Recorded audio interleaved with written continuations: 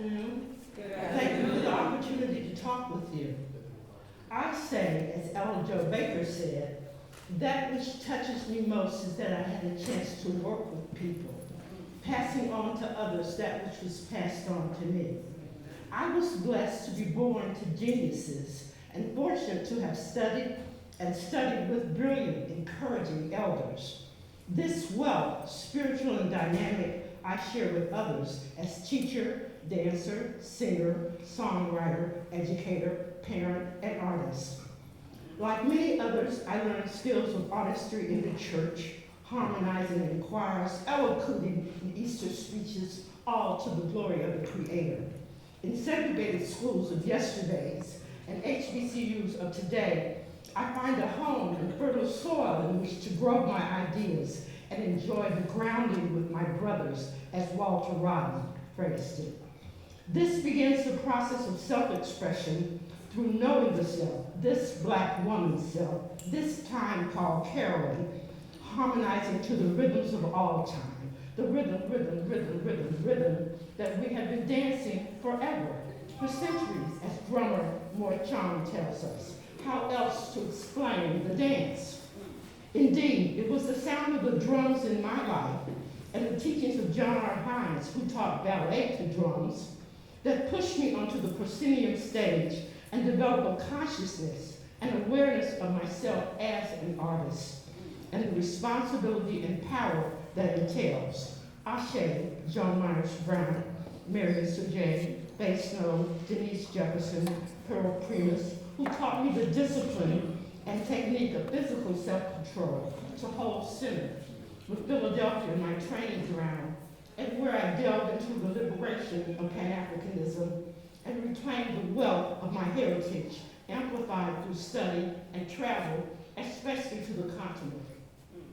All my modalities of art work together. At the Catherine Dunham Festival and Seminar, my journals were filled with colors and nights with song. I was pleased Miss D enjoyed the song I wrote, KD, Catherine Dunham. The intensity of the movement work deepened my scholarly work, adding to the energy of my writing in East St. Louis, looking at the world.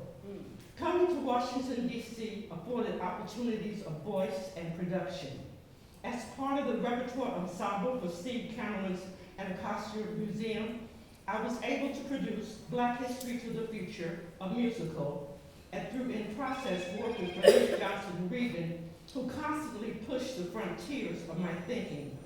That's why I dedicated my 2020 online text, African American Literature, 1619 to 1926, to John Myers Brown and Bernice Johnson Regan. A more recent work, the song Pamoja Tutashinda, explores the trials and difficulties of collective work. Pamoja Tutashinda, let's say it again. Pamoja Tutashinda, together we will win. It asks, how do we hold on to this happiness? How do we keep this joy?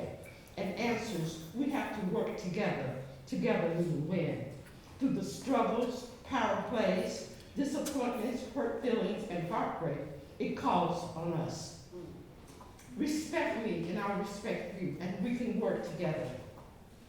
As my physical energy wanes, my psychic works increase. Today I enjoy songwriting and choreography.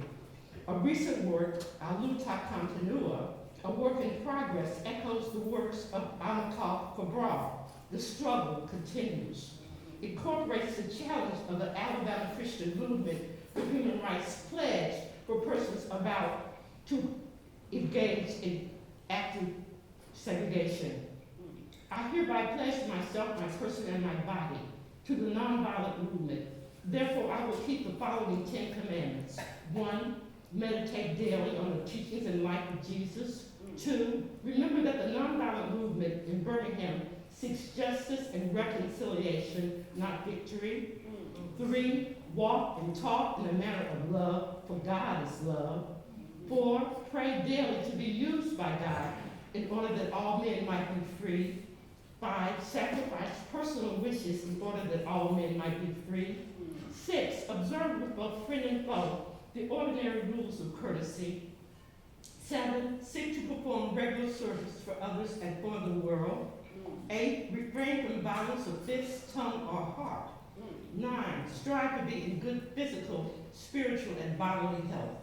10, follow the directions of the movement and the captain on a demonstration. Justice, freedom, ever the goal. Art, the most profound tool of social justice. Look at the freedom songs. Say it with me. Until the killing of black men, black mothers' sons is as important as the killing of white men, white mothers' sons. We who believe in freedom cannot rest. Thank you.